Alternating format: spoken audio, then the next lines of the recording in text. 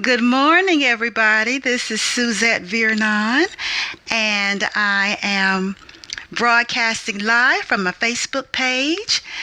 It is Saturday, September the 8th, and we're going into part 2 of our series, A Guilt-Free Breakup. Yes, indeed. And I am so appreciative to be alive this morning. It's a beautiful Saturday morning here in Raleigh, North Carolina. And I'm waiting to see if Facebook is going to like me this time. I tried to start this morning and I kept getting disconnected. But hey, you can't stop a train. And when I'm determined for something to happen, when I'm determined to share something that's in my heart that's going to better other people, then I keep right on going. So I'm waiting here for some people to come aboard and to realize that I'm live. I'm beginning to see people gather. I love it. I love it. It's Saturday, September the 8th. A beautiful, beautiful morning. This is our part 2, of our series, A Guilt-Free Breakup. I'm seeing people tuning in live. I'm going to make sure this isn't a drive-by because I know that there are quite a few lives that go on, and sometimes people are scrolling. Right? They're scrolling and they happen to just come upon what you're doing. But I want to make sure that those who are tuning in mean to be here. So while we're gathering, I want to let you know that you are enough. Good morning, Nana. Good to see you this morning. You are enough. I don't care what's happened in your life up until now. I don't care what's happened in your week. I don't care what may have happened just this morning. Before you tuned in, I want you to know that you are enough. You are enough to accomplish everything that has been assigned to your hands. You are enough. You are enough. You are everything that you need to be. And sometimes we think that we aren't enough just because we haven't grown into the shoes that we're supposed to grow into. But if you keep living and you keep loving and you keep extending yourself and you keep listening, you will eventually grow into the shoes that are assigned for you to grow in. Now, you can't grow into my shoes, and I can't grow into yours, because there is a specific path that we've been sent here to walk, and a specific purpose we've been sent here to serve. But our job is to find out what that is and to do it through the best of our ability and trust God with the rest of it. And so while others are gathering this morning, you know how I like to start things. Let me get my little beat going. Y'all know how I do it, right? Come on. I am enough of. I am enough. Oh. I am enough. Hey. I am enough. Yes. And you are enough. Oh. You are enough. Hey. You are enough. Oh. You are enough. Oh, yes. You are enough. Good morning, Jenny. Good morning, all those of you who are joining me this morning. It's a beautiful day. It's a beautiful morning. And I am always grateful when you take time out of your busy day, when you take time out just to tune in to what I have to say. That means a whole lot. Good morning, Anthony. Great to see you this morning. It's a beautiful morning. And what I'm going to share with you this morning is going to liberate you. It's going to help you. It's going to help you to live your life guilt-free. Because I believe guilt serves no real purpose. When we really understand that we don't have to have it, that we can be motivated and inspired and driven by a higher knowledge of who we are, and that is enough to help us to walk and to talk and to be and to do and to have. So I want you to know you are enough. You are enough. Hey. You are enough. Yes. You are enough. Good morning, Natalie. Oh, you are enough. Yes, indeed. This is part 2 of our guilt-free breakup series. And it does not matter whether you're single, whether you're married, whether it's complicated, whether it's just friends. It doesn't matter whether the breakup happened years ago or it just happened this morning. I believe that I have something to share with you this morning that is going to benefit you. It's going to liberate you. It's going to help you. Good morning, Wayne. So great to see you all this morning. And what we're going to talk about or focus on today is the mature alternative to guilt. And immediately after today's live broadcast, for those of you who want to, you can join me for a private Q&A session. The details are in the description. I've made it private because there are some things that people don't want to share publicly on Facebook. I know that seems very weird and strange, given that people share so much.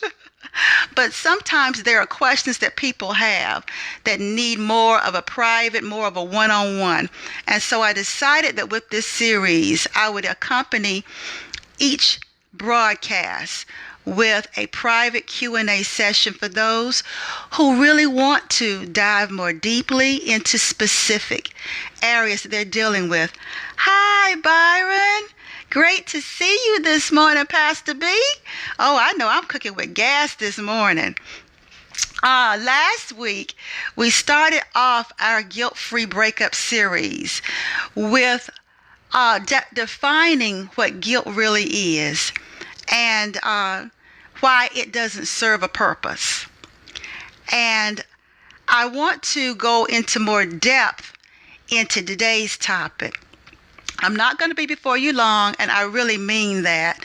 Unfortunately, I have a funeral I have to go to, and so I'm going to be making this a little bit more concise to give us enough time to kind of give you at least a meaty appetizer. I'll give you a meaty appetizer, and then for those that want to go over to the Q&A session, we'll spend up to about 30 minutes or so devoting our time to your specific questions, okay? All the relationship beginnings and endings are a part of our human experience. More times than not, the question that we all grapple with is, what did I do? Was it something I did or didn't do? Was it something I said or didn't say? Was it my fault? And even if there was absolutely nothing you could have done to change what happened, in the back of your mind, you go over it and over it and over what happened, trying to figure out if in some way, shape, or form you are to blame. Good morning, Laverne. Kenston in the house. Well, until today. Last week we began our 5-week series together of deconstructing the lids Some of you who've been with me for a while know what those lids are. They're limiting beliefs. They are ideologies we get from people around us. They are disconnects, between what we say we want and what we accept. And they are stories. The stories we've made up around what happened. And in this case, our past breakups.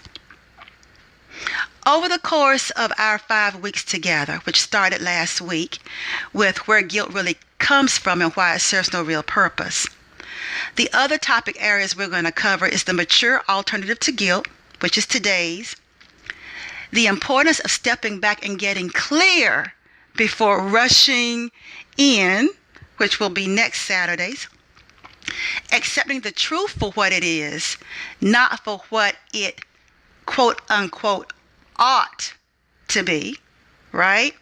And then concluding with the 3 things you must forgive in order to let go and truly move on.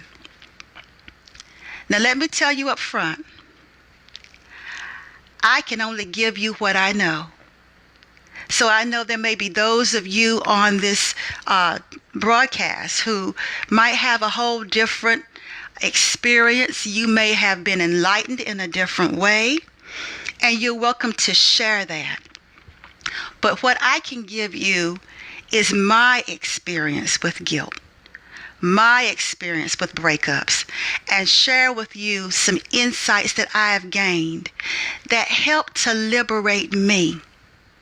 And I believe in my heart that these insights that I've gained over these 50 plus years on my I Am Enough transformational journey will benefit you. Last, but certainly not least, before we dive in, if you haven't already, I invite you to share this live broadcast on your page or in your group. Tag somebody. If you know of someone who is still reeling from a past breakup, and that maybe just because they're able to function, they think they're over it, but those of you that have been around them a while, you know they aren't over it. You know it has colored how they feel about themselves. It's colored how they feel about the opposite sex. It has colored all those things. It's even caused them to question whether they are enough or not. If you know of anybody like that, tag them on this broadcast. And for those of you that may listen to the replay, feel free to comment, because I make sure that I read through them and I give real answers. It's not somebody else on a marketing team responding. While that has its place, on this, I do the responding myself because I want to give you the best of me at this time. Now that the preliminaries are over and I've sung to you all and everything, and we've started off with the foundation that you are enough, let's talk about the mature alternative to guilt. Last week I talked about mindfulness, and I really believe that mindfulness is a part of it. Mindfulness is different from guilt. Guilt comes from something external, an external measure or barometer that we feel like we're missing. A lot of times there's a shame base to it. I love what I've heard people say. They say that shame is something's wrong with me, that somehow I am defective. I am marred. I am inadequate. I am unacceptable. That's where shame comes from. Guilt is more about what you do, what you did, how you behaved, what your reaction was to something, a decision you made and followed through on, maybe that did not go the way you wanted to go. Guilt is external. It comes from shame, but it's what we do. Now, and many times guilt is somebody else's opinion that we have allowed to become part of our self-definition. You know, there are a lot of things that we've heard from people that didn't really mean us any harm. Our parents, you know, our people in our lives, those authority figures in our lives. Even sometimes the media. All these things have shaped our beliefs. But please understand, just because it may be the popular opinion may not mean that it's God's opinion. You know, just because it's the way that people look at it, or whatever story they gave it, or whatever their value is, it does not mean that it truly aligns with who you are and the intended purpose for which you're here. For me, determining what my purpose was meant that I had to leave what was the popular view of my community. I had to leave. I had to detach from a lot of beliefs and opinions and the way people saw things. Because if I had not done that, I would not have known that I'm enough. I'd have been living really somebody else's life, living out somebody else's belief, somebody else's dream for me, and I would have never discovered. I would have never discovered who I was, and because I'm a woman of faith, I would have never discovered who God was had I stayed where I was. And that shows up in different ways in our lives.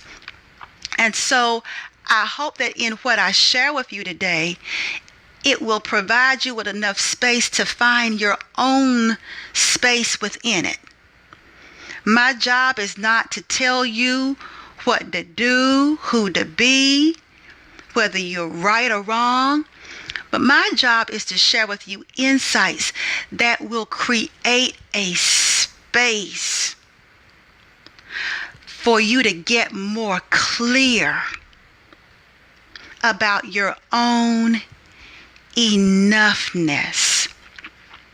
So mindfulness, when I first heard it, something inside of me perked up.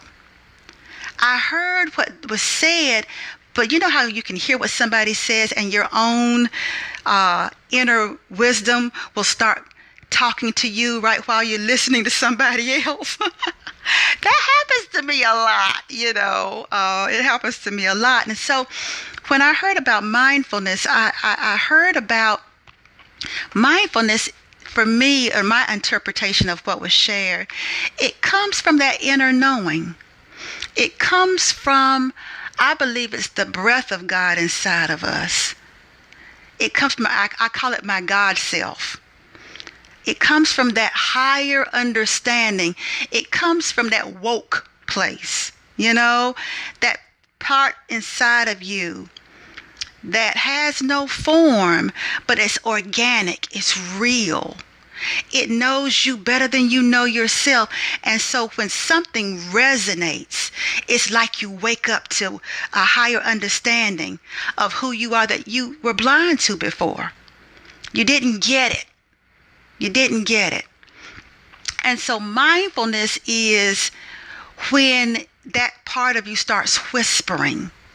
It starts making you more mindful of who you are.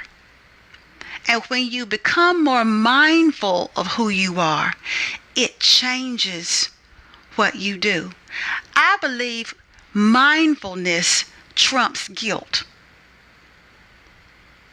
Because guilt comes out of an egoic need to attain a certain thing, to be a certain thing. And guilt comes from this misnomer, this misbelief. And I believe it comes for those of us of faith who have a biblical a biblical basis for how we live our lives, or a biblically inspired basis for how we live our lives. I believe that it's the lie that we ate. I went into it a little bit last week during this broadcast, and also when I came back later on with my apology. Many of us have heard about the fall of man. Good morning, Deb. We've heard about the fall of man. Hi, now. Oh, my family's up here. Great to see you. And my Kinston High School folks, and my Kinston folks, I love you all. I appreciate your support so much. But I really believe, when we talk about Eve and Adam and the fall of mankind and the eating of the fruit and all the things that happened as a result, something jumped off the page for me when I was wasn't reading the Bible, because, when you grow up in church, the scriptures are just become a part of you. You don't have to pick up a Bible necessarily to be able to quote the King James Version because you grew up with it. And so that the fall of man came back to my mind, to my recollection. And I started looking, when it came back to me, I Googled it and I started reading the different versions of it. And what jumped out for me was, it wasn't so much that Adam and Eve ate the fruit. It was they ate the lie. And the lie was they weren't enough. The lie was they were lacking. Everything that the serpent told Eve was planting a seed of doubt about who she was. And I really, really believe that part of our getting more and more clear and getting even more and more mindful of who we are isn't attaining something that isn't already in existence, that isn't already real. Eve was already all of the things the serpent told her she wasn't. But she ate the lie. And when you eat a lie about who you are, when you eat a lie, when you eat the belief that you are not enough, when you eat the belief that you're not as good as that one or this one, when you eat the belief that, okay, love is for young folks, I'm too old for it, when you eat the lie that it's because of how I look, it's because of the clothes I wear, it's because I don't earn as much as this one over here, when you eat the lie of lack, the lie that you are lacking, that you aren't enough, then it shows up in your behavior. And I think that mindfulness, however, cuts on the light switch. And we're able to see ourselves as we are. We're able to see ourselves through that place inside of us that knows. I believe that's the spiritual part of us. It's the image of God in us that knows. It's the woke, I call it the woke part, the awakened part. It's that part of us that makes us more conscious. And it's not that we don't understand that we have weaknesses and frailties and all of that. Sure we do. It's just part of a human experience. I went into more detail last week about how when a baby goes through the developmental stages and goes from, having to be held to being able to sit up, and goes from sitting up to crawling, and then from crawling to pulling up, and pulling up to trying to walk. Nobody ever says to that baby, "Oh, you're so stupid. You should just lay here and let me hold you." Nobody ever says to that baby, even if the baby pulls him or herself up and falls down and bump their heads, nobody ever says, "See, that's what you get for trying to walk." Nobody ever says it. Nobody says, see how stupid you are? You shouldn't have tried to walk. You shouldn't have tried to walk. I don't understand. I don't understand what you need to pull yourself up for. I don't understand when you could just sit here on this floor. I don't understand. I don't understand why you won't let me just hold this bottle and you just drink. I don't understand why you have to reach for this, grab for that.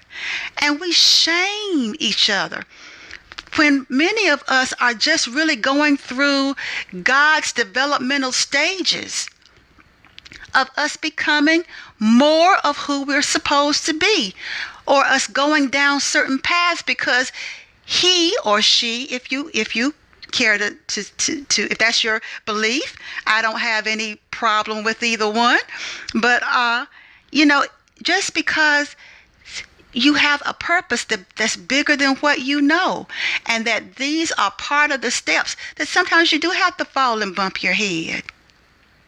Sometimes you do have to make the wrong decision. That it's been allowed.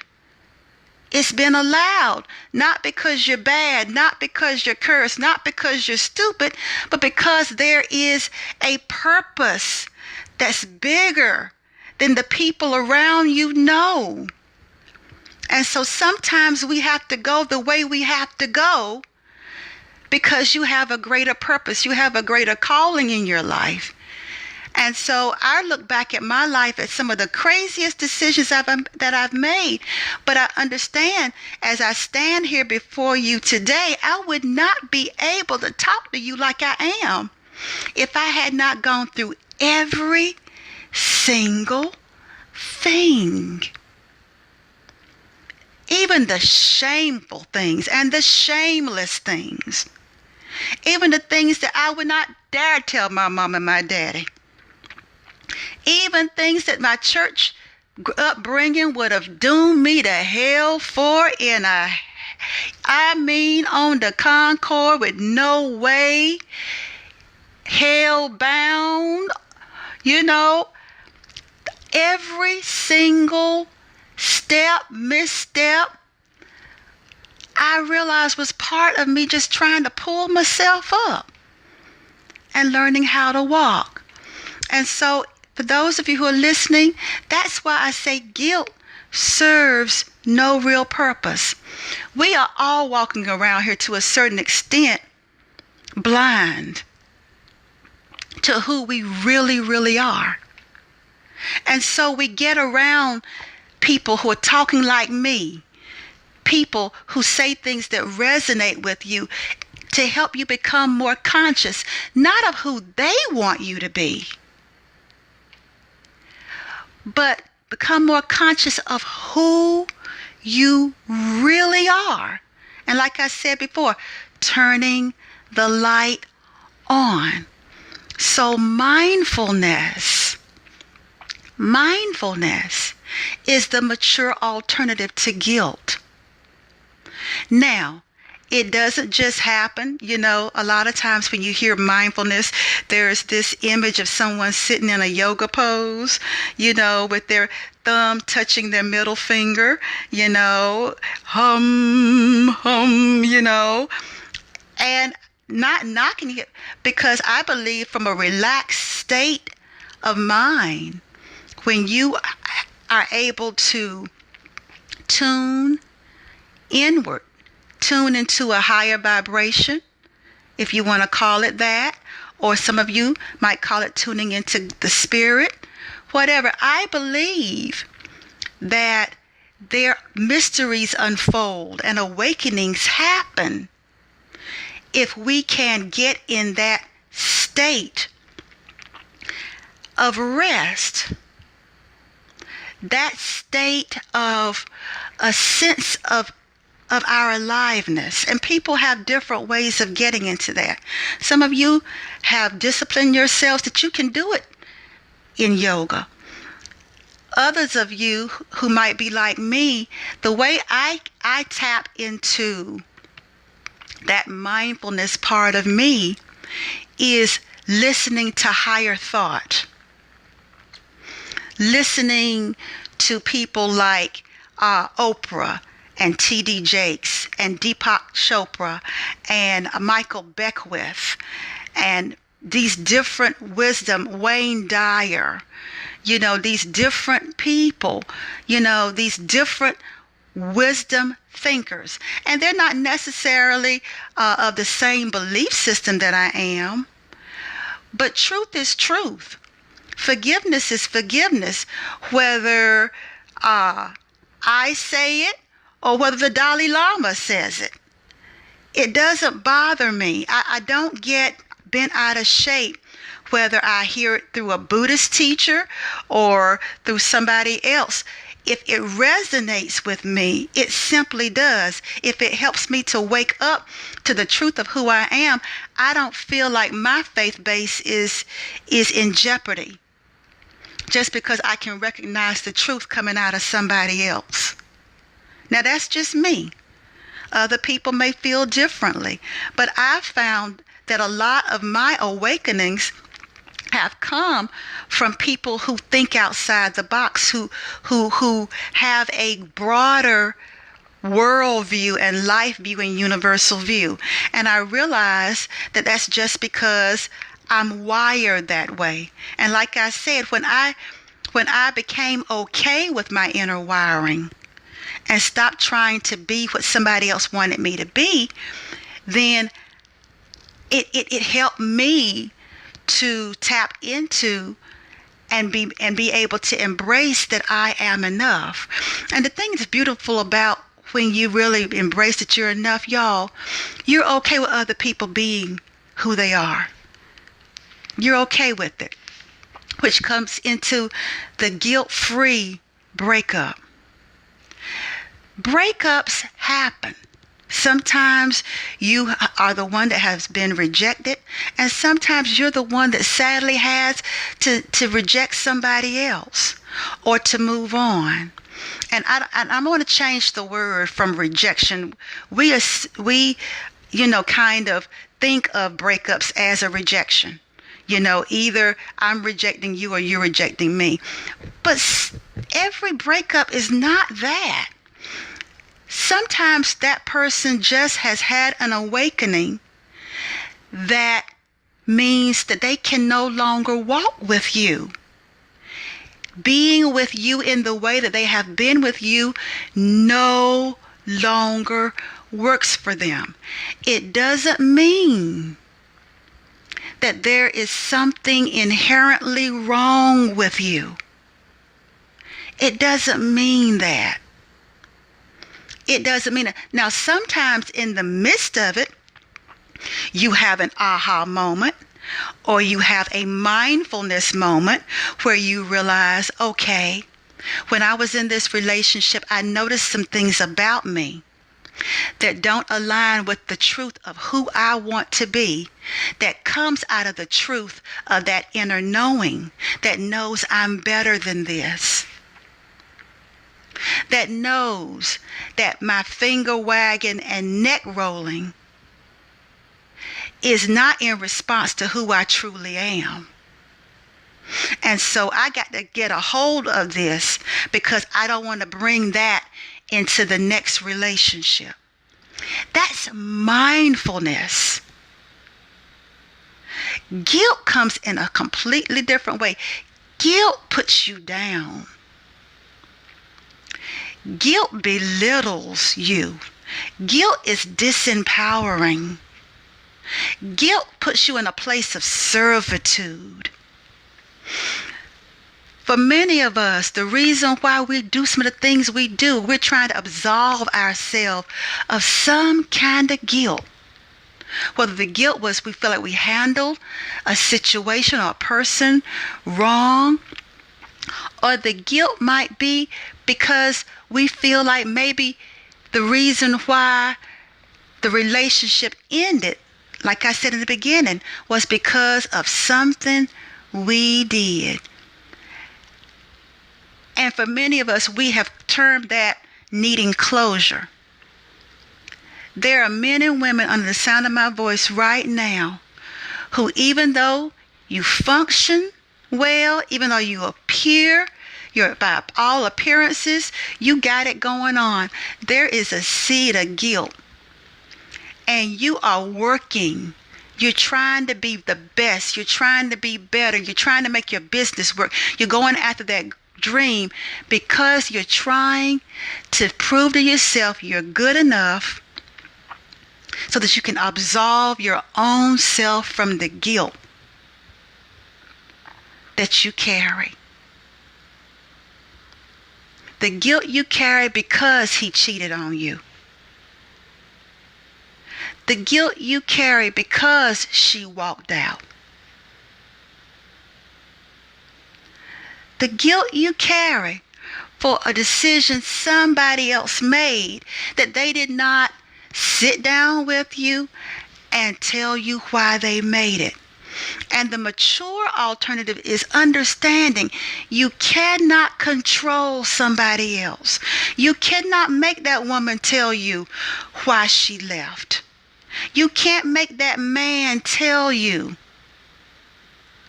why he cheated, why he left. You cannot control another person. And when you convince yourself that the reason you are, I see the love going, that must resonate with somebody. When you do that, when you put yourself on hold, when you put your life on hold because you quote unquote haven't gotten closure, then you're saying, I'm not enough to move on until somebody else tells me it's okay. That's what you're really doing. You're putting your value, your worth in the hands of somebody else who did not create you. They had nothing to do with your origin. And they have nothing to do with the purpose you're put here to serve. But yet there are many of us that are limping along. Some of us want to have a great relationship. We're single. We want great love. We want true partnership. Others of us are in marriages, but we can't even show up in our marriages. We can't even show up in our committed relationships because we still haven't gotten closure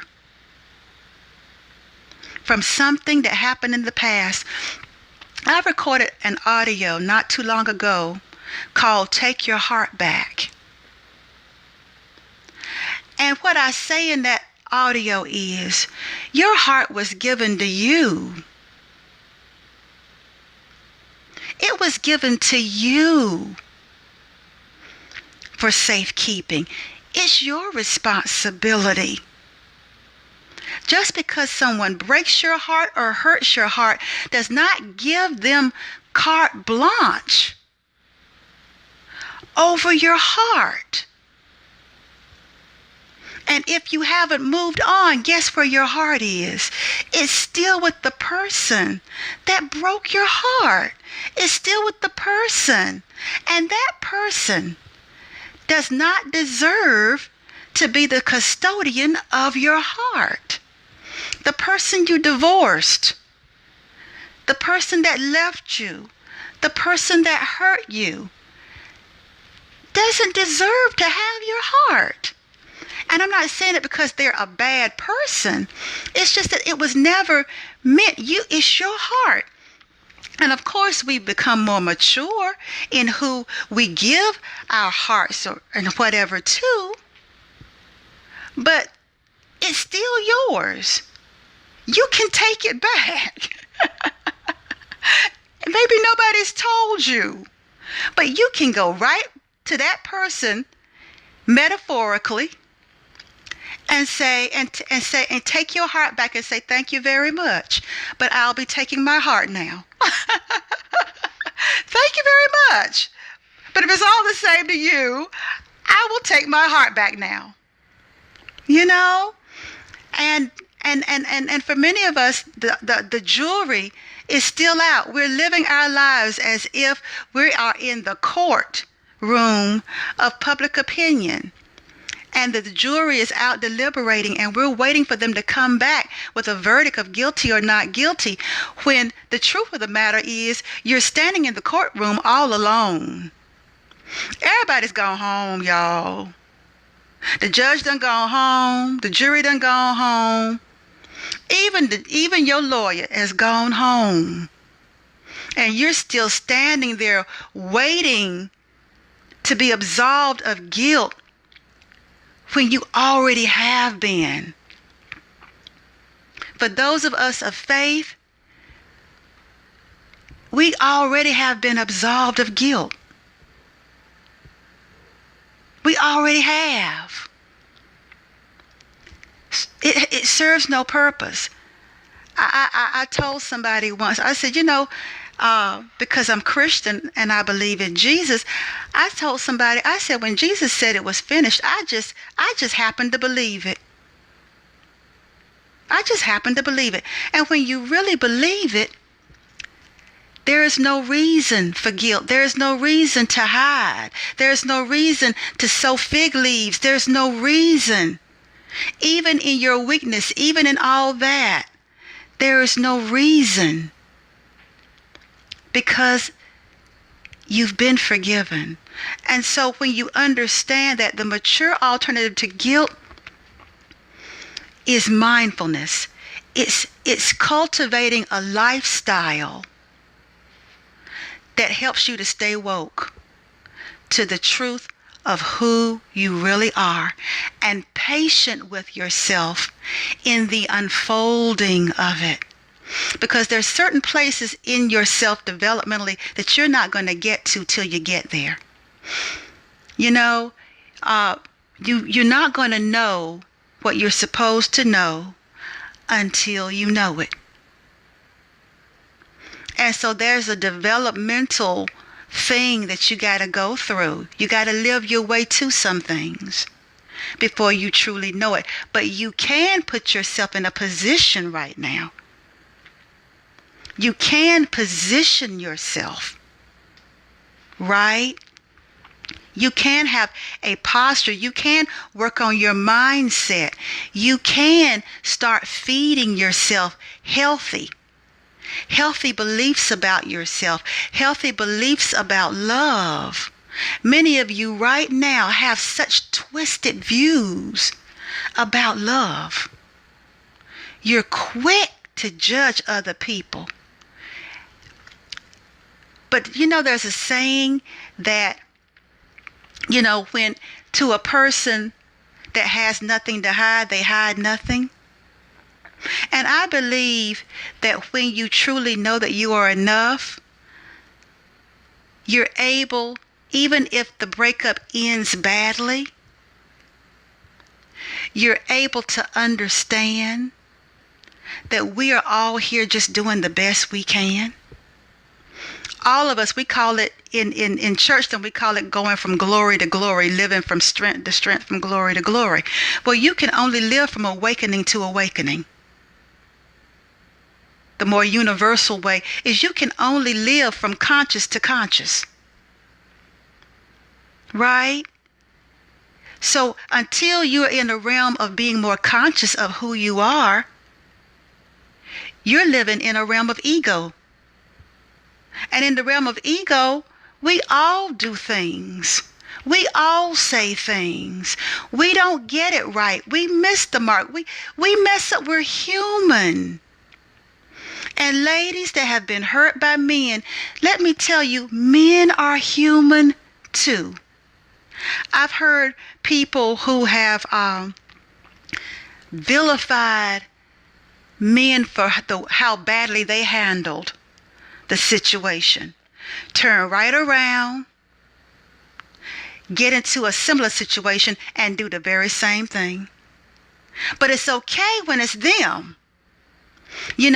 It's okay if you come to the understanding that the guy that you're seeing or dating or who likes you, he's not your cup of tea. There's no future for it. It's okay if he calls you and you don't call him back. It's okay if he asks you what did I do wrong, and you like, I can't do that.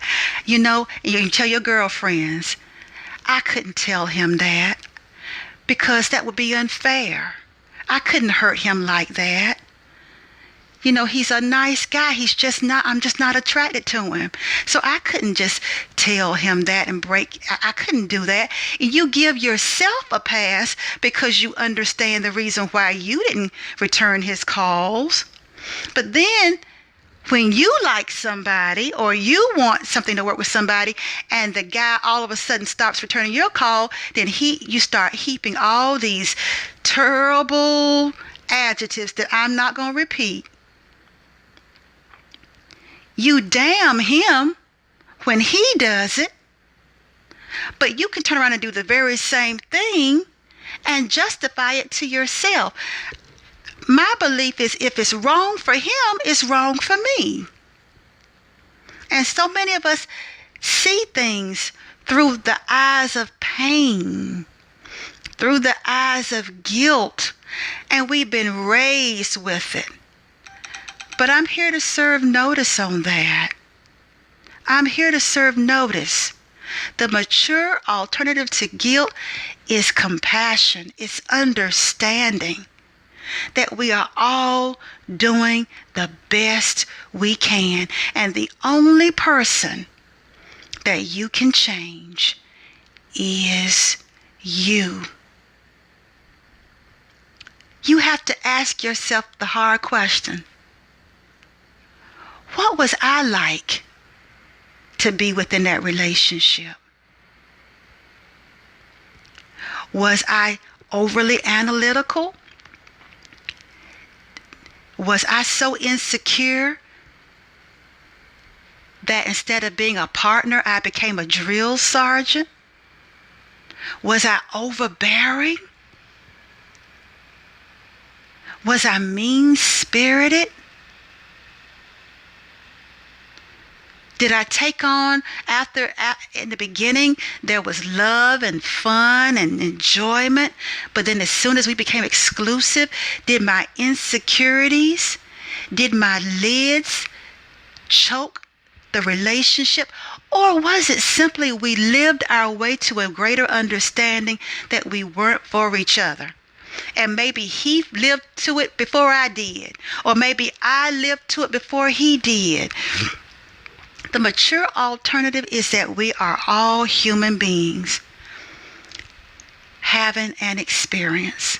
And sometimes we don't handle things right. That's the truth. Many of us weren't taught how to handle relationships. And we don't handle them right. But guess what? We can learn that we are enough. We can put ourselves in a position of hearing truth. We can put ourselves in a position of becoming more conscious. I shared with you my way. My way is to listen to higher thought. It's this listening to grace-driven thought. I don't listen to shame-driven speakers. I don't listen to guilt-driven messages. I don't do it because all it does is it puts me back in my ego of feeling like I got to prove something instead of putting me in alignment with being who I am and getting into a place where the voice that I hear the loudest is the voice of my inner knowing, whom I call God.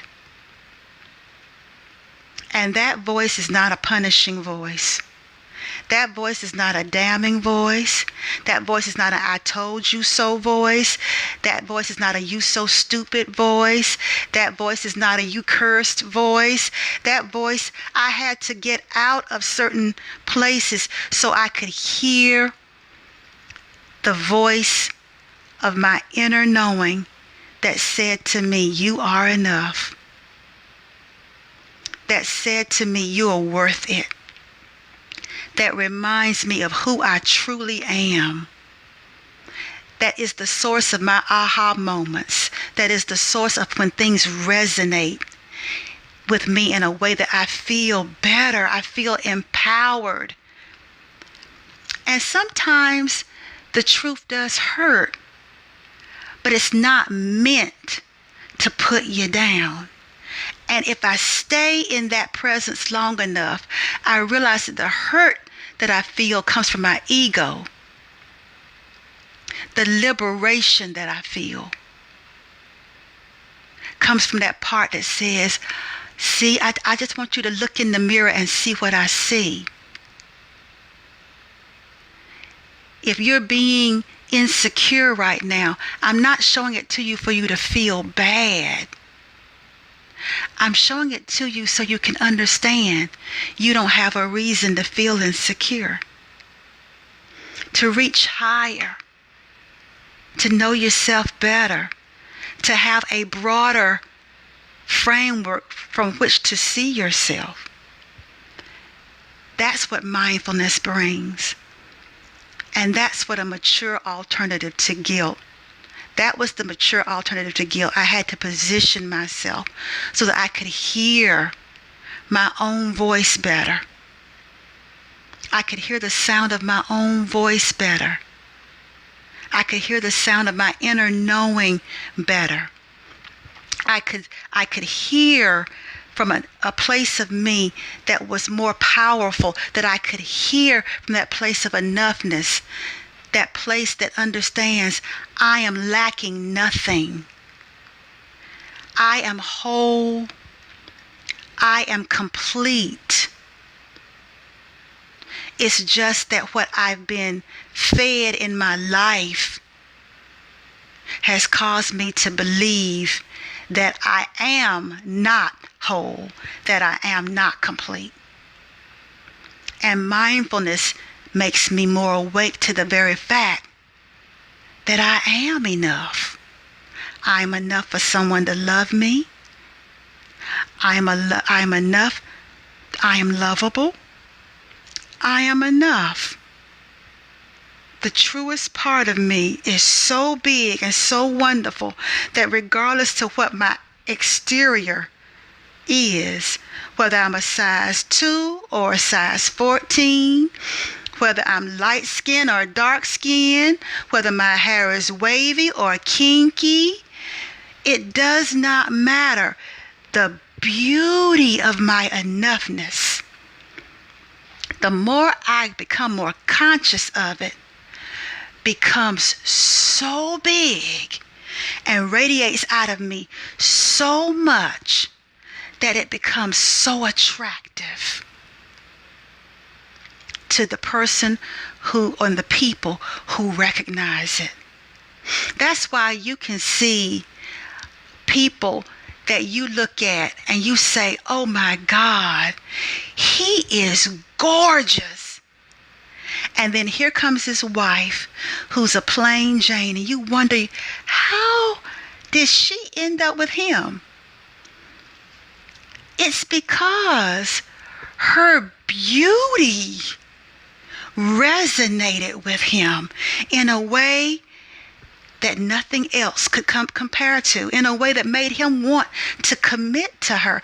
And the other way, there are people that look at you, your external appearance, and they say, oh my God, she's so beautiful.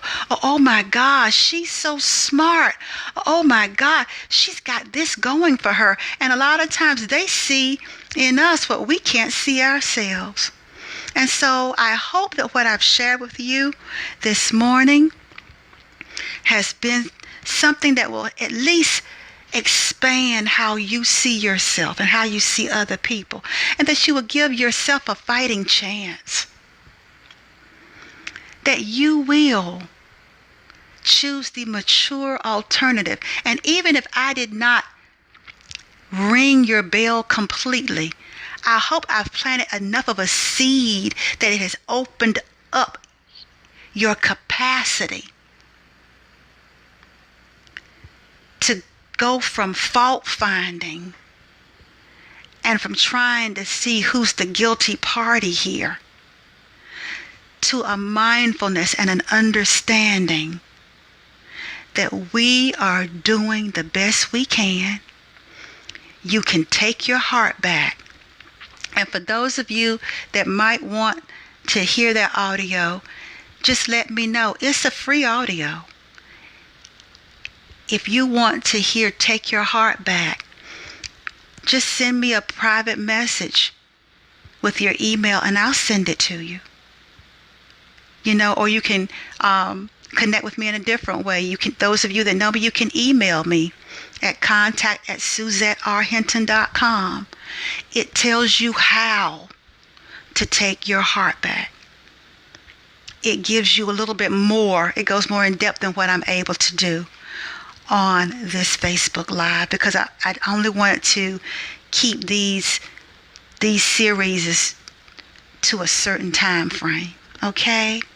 So for those of you that want to follow me over to a Q&A session, maybe there's something specific that you want to talk with me about, we can talk about that. The information is in the description line. It's in Zoom. For those of you that have the app, just go into your Zoom app or go into your browser. I think it's zoom.us is the browser address, www.zoom.us, and the meeting ID is there. If you have specifics that you want to talk with me about, then meet me over there. I appreciate you all for tuning in this morning. I hope it's been helpful to you. Join me next week at 9:30. Usually, unless Facebook gives me a little bit of a fit, I'll log on at 9. We'll start this broadcast at 9:30, somewhere between 9:30 and 9:45, and it should run 30 minutes to 45 minutes tops, okay? But I'm going to get off now, and I'm going on over to the Q&A session on Zoom. You're welcome to join in if you'd like. If nobody comes over for the Q&A session, that's fine. It's not mandatory. It's just a private, safe place where you can ask specific questions and we can really talk about specific issues that you're dealing with, okay? Thank you so much for tuning in. I hope you've gotten something wonderful out of it. Next week, we're going to talk about the importance of taking a step back and getting clear before rushing in. I love you very much. Have a great rest of the day. Goodbye, y'all.